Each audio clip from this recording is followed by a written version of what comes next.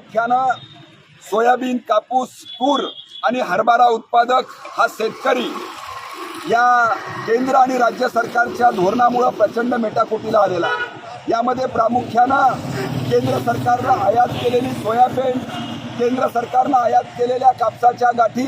आणि नुकताच तुरीवरचा जो आयात शुल्क कमी केलेला आहे, यामुळं या ठिकाणी उत्पादन केलेल्या या सोयाबीन, कापूस आणि तुरीच्या खरेदीमध्ये प्रचंड मोठ्यामध्ये भाव पडलेली आहे आणि सरकारनं घोषित केलेल्या हमी भावाची सुद्धा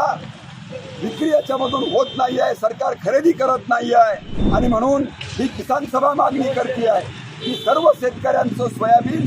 याच्यासाठी मुदत वाढवा आणि सोयाबीन आणि कापूस आणि तुरीचा भाव किमान हमी भावानं द्या आणि हमी भावामध्ये आणि राज्य सरकारनं केलेल्या शिफारसीमधला फरक हा शेतकऱ्यांच्या खात्यावरती जमा करा। या कर्जमाफीच्या अंमलबजावणी